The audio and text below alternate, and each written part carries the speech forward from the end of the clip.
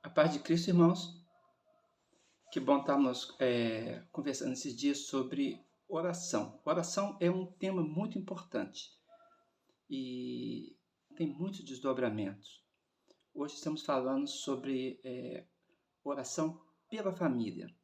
A oração ela é a prática diária do crente e é na oração que o fiel se apresenta a Deus, submisso, o reconhecendo como Deus, como seu Senhor, como criador, como sustentador de tudo.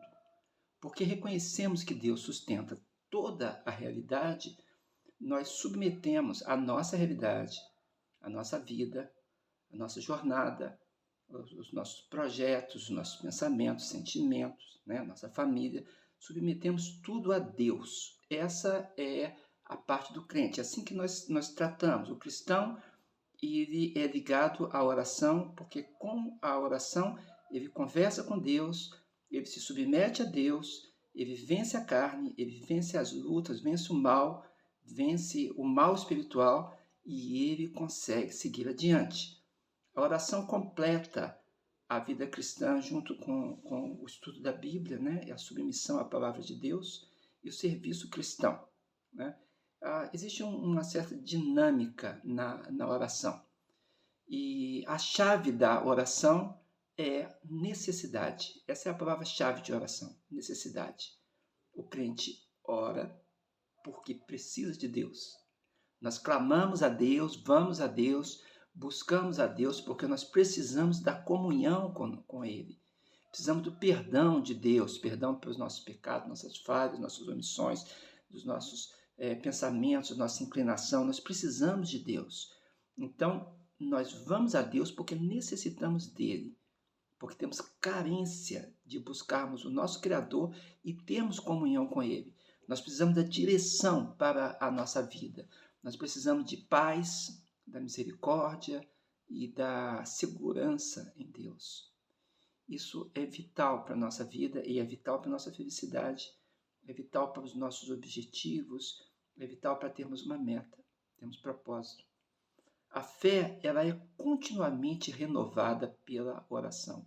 Quem não ora perde a bênção do reconhecimento da ação de Deus como resposta fiel do clamor. Porque Deus é fiel e Deus tem prazer em responder, em dialogar e em ter relacionamento com o crente, com o fiel, com aquele que o busca em verdade de todo o coração. Porque um coração contrito Deus não desprezará, diz a palavra de Deus. E no âmbito da confiança para com a graça de Deus está a oração pela família. Nós oramos pela família no âmbito do entendimento que Deus é gracioso e abençoador e galardoador daqueles que o buscam. É o que a palavra de Deus diz. Jó tinha por costume apresentar seus filhos a Deus. O texto bíblico é muito claro sobre a prática de Jó. Jó 1, verso 4 e 5 são meu destaque, né? Diz que os filhos de Jó, eles promoviam festas em suas casas, revezando entre eles os custos. E Jó se preocupava se algum deles, ou todos eles, de alguma forma, em algum momento, tivessem ofendido a Deus. E por isso Jó tinha como norma da sua vida, uma norma pessoal dele, ele se impunha a isso, chamar os seus filhos para a santificação. Santificação, no contexto, envolve três coisas. Primeiro, a confissão dos pecados. Quando vamos santificar-nos, nós confessamos os nossos pecados para nos corrigir perante Deus. Isso sempre foi assim. E nesse contexto antigo também era assim. Havia a confissão de pecados, havia uma oferta a Deus e havia o compromisso de mudança de atitude. Os sacrifícios de holocausto, o sacrifício pelo pecado propriamente dito, naqueles tempos antigos, o animalzinho ele era esfolado, se arrancava a pele dele, porque não poderia ter parecer ou formosura nele. Devia ser retirado o parecer e formosura. Como o Cordeiro de Deus que tira o pecado do mundo, e quando olhávamos para ele, o reputávamos como ferido de Deus, aflito do Senhor, né? E não reconhecíamos coisa nele para que nós o buscássemos.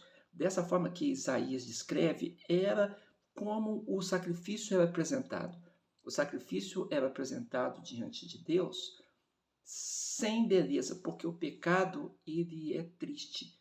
O pecado afasta o homem de Deus e é o grande mal no coração da humanidade é o pecado.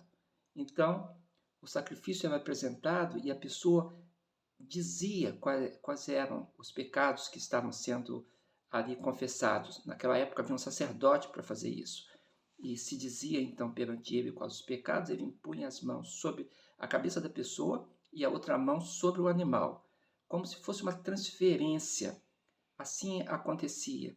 E depois o animal era imolado. Esse era o sacrifício pelo pecado, né? E ele era totalmente queimado, perdia tudo dali, porque na verdade aquilo não era de cheiro agradável para Deus. Era a confissão da culpa e o conserto. Mas nós sabemos que Jesus Cristo resolveu isso na cruz.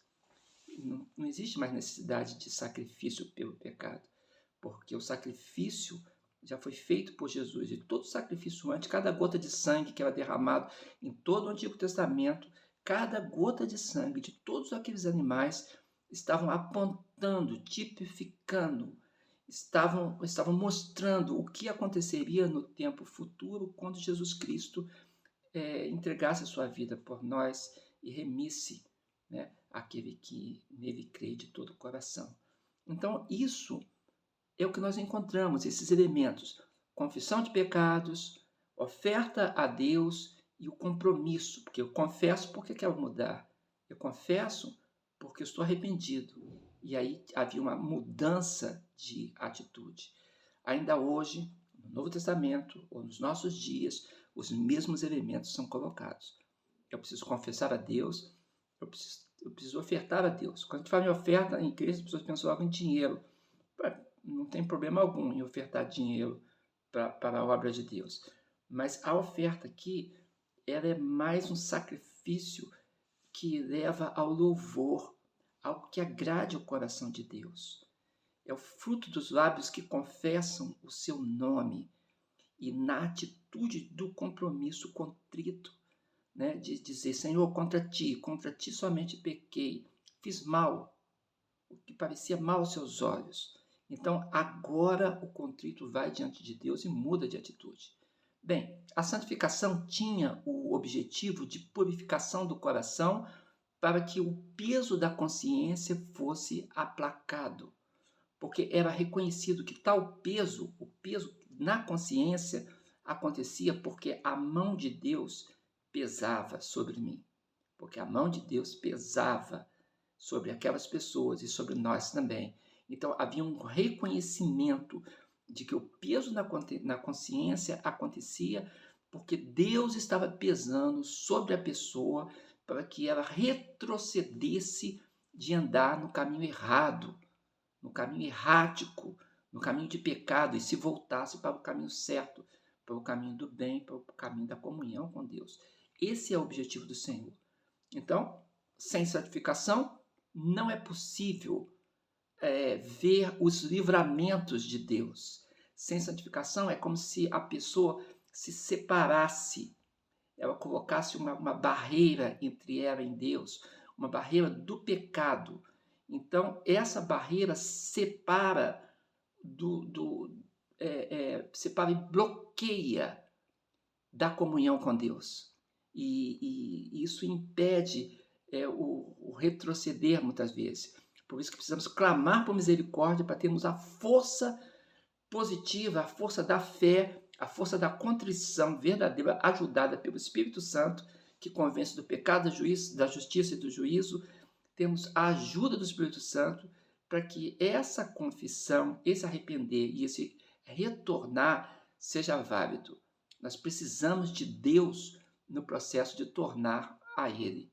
E a Bíblia diz que Deus se agrada de responder essa oração.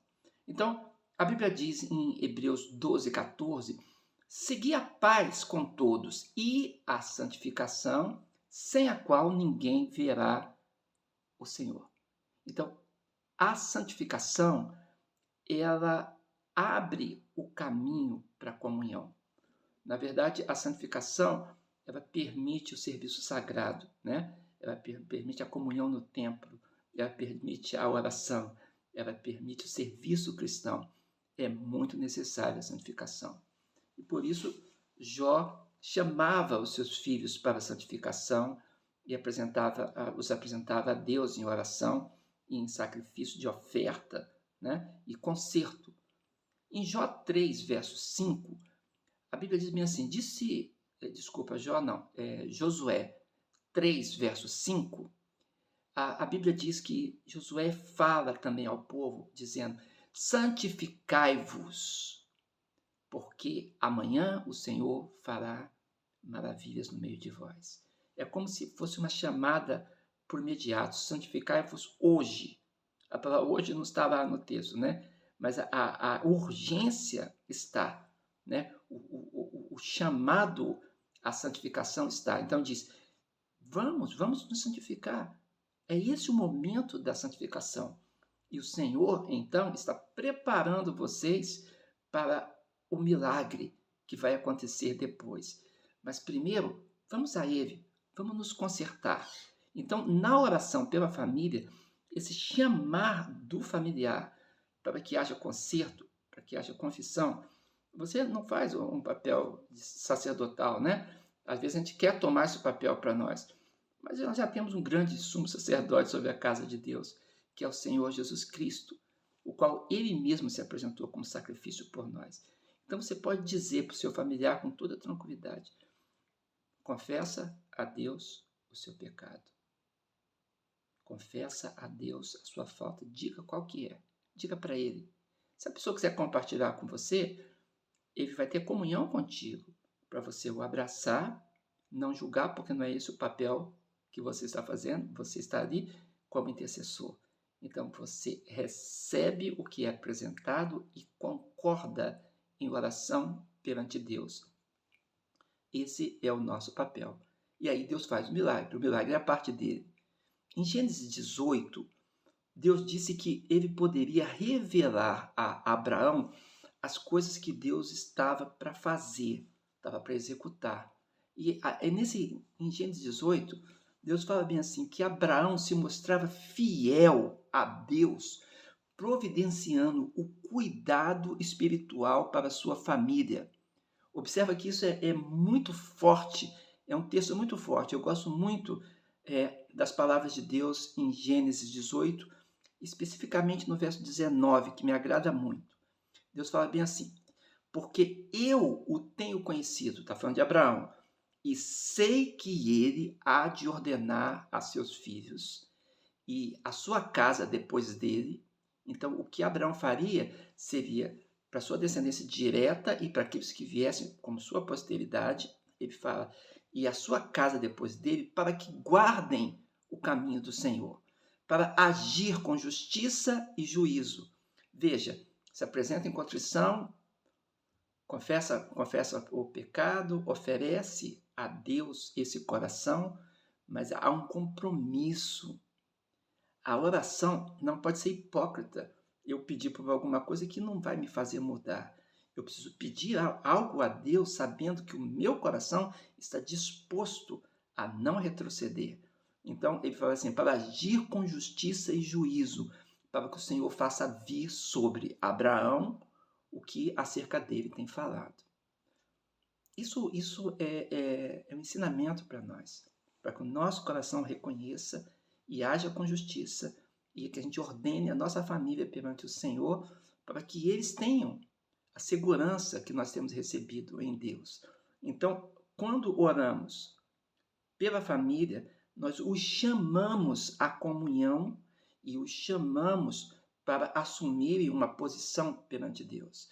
Então, se você está longe dos seus familiares, né, você vai orar a Deus por eles. Mas se você está perto, deverá chamá-los para a santificação, orientando que eles orem a Deus confessando seus pecados, ofereçam a Deus alguma ação de graças que mostre a sua própria boa vontade em se dedicar a Deus e assumam um compromisso de se afastar do pecado, do comportamento errado ou das más companhias, da aparência do mal, para que a oração apresente, tenha validade de uma santificação.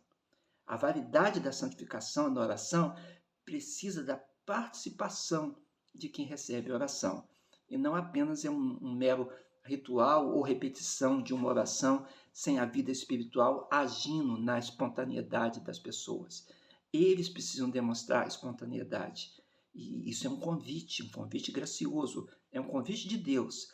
E você que é familiar, você está apto, se você busca a Deus, a apresentar o convite gracioso de Deus. Muitas vezes nós oramos na nossa família, mas os membros da família são passivos. Observa que da outra forma eles são ativos, então vão ser chamados para a comunhão. Mas existe um momento em que eles são passivos e eles ouvem a oração, respeitam a atividade religiosamente, mas não estão verdadeiramente recebendo a bênção da oração familiar. Eu chamo de oração familiar porque essa é oração de concerto, unidade, proclamação e preparação para a bênção de Deus que virá, né? Então, isso pode não ocorrer, né? E se isso não ocorre, está faltando a participação com a vontade da pessoa em submeter-se a Deus. Às vezes a pessoa tem até má vontade, né, em receber a oração, mas recebe a si mesmo, né? Então, orar pela família sem que eles queiram a oração tem valor? Essa é uma boa pergunta.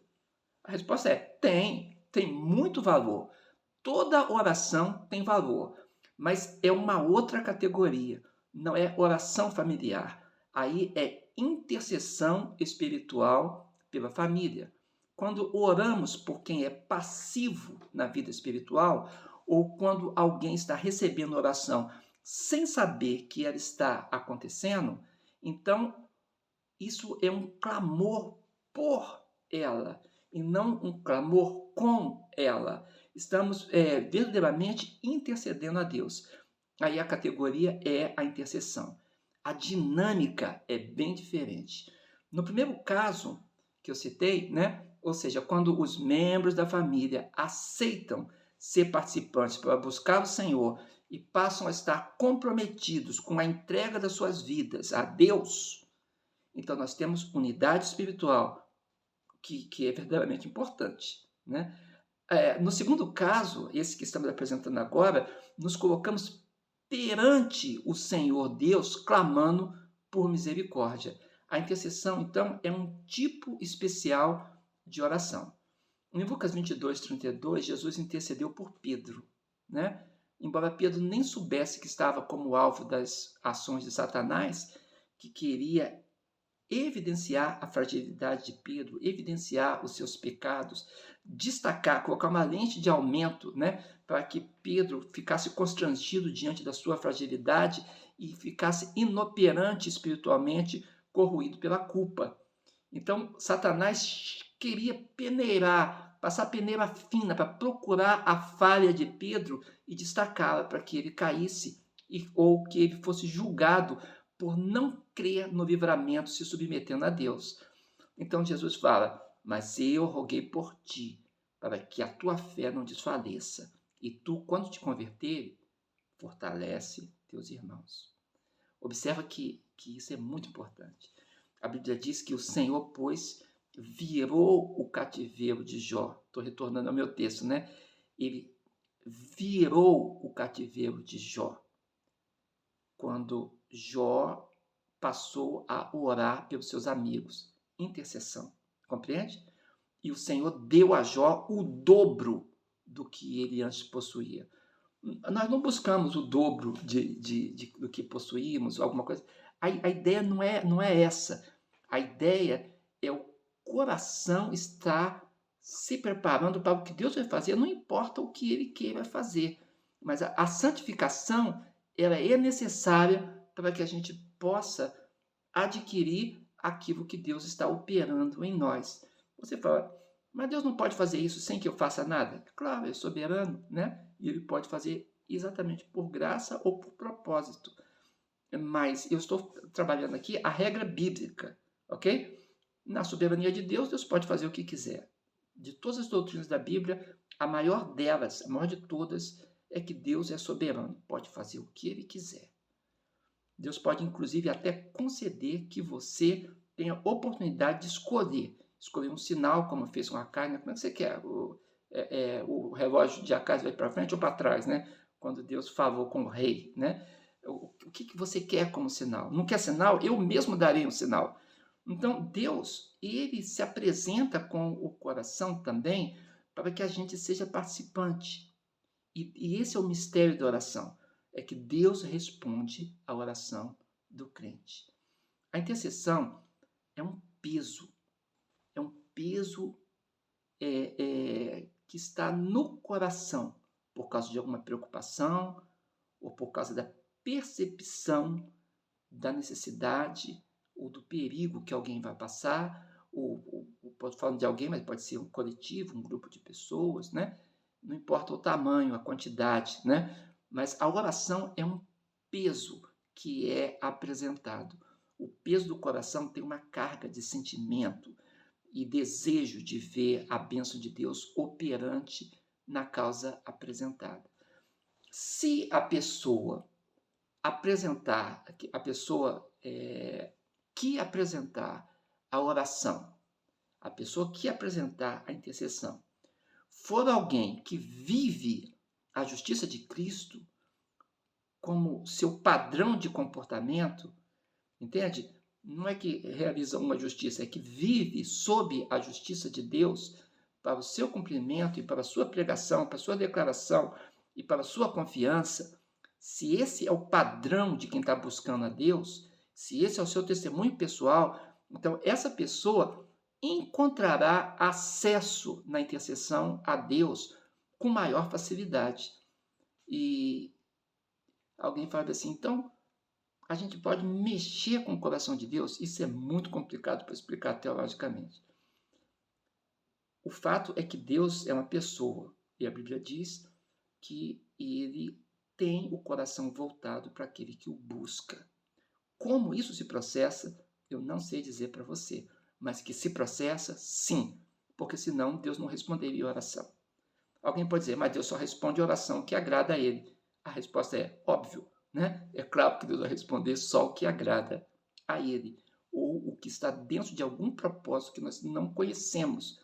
Muitas coisas são permitidas por Deus e representam uma dor no momento, mas ao longo do tempo tem uma representação de um fruto pacífico, de justiça, e que isso está dentro de uma esfera muito maior do que nós possamos saber, né? Mas o fato é que quem está dentro da justiça de Deus, ou seja, está buscando a justificação em Cristo, porque não é uma justiça própria, me entenda, eu não estou falando de que alguém alcançou a graça, não é isso. Eu estou querendo dizer simplesmente que a Bíblia nos mostra que um vaso limpo é melhor utilizado do que um vaso sujo, que um vaso íntegro é melhor utilizado do que um vaso quebrado, apesar que Deus pode restaurar o vaso, porque ele faz com os cacos o que ele quiser, ele é o oleiro divino. Então, é nesse sentido, eu não queria que fosse distorcido esse pensamento, né? Porque, na verdade, Deus tem prazer em usar aqueles que o buscam. Certo homem andou com Deus e Deus o tomou para si, diz o livro de Gênesis, né? Por quê? Qual o agrado que Deus viu nele? Eu não sei, mas Deus viu um agrado. E foi isso que Deus fez. Então, observa você que alguém que não está em santificação, um vaso sujo, como é que ele vai clamar ao Espírito Santo de Deus, que é limpo, que é puro, por uma causa? Ele precisa primeiro pedir perdão pelo seu pecado, se consertar, né? E Deus tem esse favor, Deus tem essa misericórdia, por causa da redenção de Cristo e os frutos dela, mas isso precisa ser entendido. Então, Tiago 5,16 diz bem assim, Confessai as vossas culpas uns aos outros e orai uns pelos outros, para que sareis. A oração feita por um justo pode muito em seus efeitos. Então, você conhece Tiago 5,16. Eu conheço Tiago 5,16. E nós sabemos, juntos, que temos que confessar as nossas culpas. E podemos fazer isso em mutualidade, ainda mais se estamos em família, né? Em Hebreus 4,16, nós somos ensinados positivamente sobre a busca de um padrão de fidelidade que nos mantenha esperançosos de que nossa oração será atendida, porque Deus é fiel e Deus age na ocasião da nossa necessidade. O texto é bem claro mesmo de Hebreus 4,16, né? Acheguemo-nos, portanto, confiantemente, ou confiadamente, para ser mais preciso no texto, junto ao trono da graça, a fim de recebermos misericórdia e acharmos graça para socorro em ocasião oportuna. Observa que ele manda nos achegarmos e em ocasião oportuna recebermos a bênção. Bem, qual é a conclusão do que eu estou falando? Concluindo, a oração pela família, então, tem duas dinâmicas. Uma é envolvente de quem é chamado como participante para ser ativo, assumindo o processo de santificação, querendo a santificação para chegar-se a Deus no convite gracioso de quem está dizendo a palavra em nome do Senhor. O objetivo desse primeiro tipo é elevar o padrão espiritual. Uma retomada para a vida cristã saudável. E é como um preparo para o fortalecimento, um engajamento na obra de Deus, um engajamento na vontade de Deus para estar livre para a ação milagrosa de Deus. O objetivo é o livramento do mal ou o despertamento para uma realidade importante que está adormecida e que precisa ser despertada na vida de quem está recebendo essa oração e a faz em conjunto com quem o convidou. Em geral, a resposta à intercessão envolverá o uso de pessoas sobre a ordem de Deus, se é isso que está buscando. Então, nós temos de um lado uma oração envolvente, participante, e do outro nós temos uma dinâmica passiva, mas que está buscando também o livramento do mal. Então, a dinâmica é ativa por quem ora a Deus, intercedendo em favor do membro da família. E esse membro da família pode participar, se santificando e se apresentando a Deus para a correção de vida e engajamento na obra. Isso é muito bom, mas também pode haver alguém que não queira e eu intercedo por ele, e aí nesse momento eu estou clamando pelo livramento do mal, despertamento do que está adormecido, como estamos falando, né?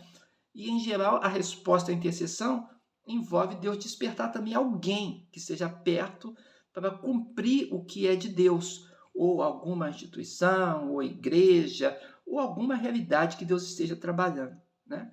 Então, essa é a nossa conclusão nas duas dinâmicas, ativa e passiva. Uma, oração familiar, e a outra, intercessão familiar. O meu objetivo, irmãos, para terminando, não é classificar os tipos de oração. Não foi esse o objetivo que eu tive ao falar sobre isso. Mas ajudar a abrir o entendimento para que estejamos promovendo dinâmicas espirituais de oração, né? A Bíblia instrui em 1 Tessalonicenses 5,17, orai sem cessar. E nós devemos estar envolvidos nisso e ajudar os outros a ter a dinâmica da oração sem cessar, seja ela ativando o outro para a participação, ou seja ela intercedendo, clamando para que ele seja desperto de alguma maneira para também participar. Bem, eu sou Valdeir Contaifer, estou falando de vocês aqui de longe, de outro continente, mas o meu coração está ligado por muitas realidades, porque eu sou intercessor de muitas pessoas. E eu quero participar com vocês essa bênção hoje, da oração familiar, em nome de Jesus. A paz, irmãos.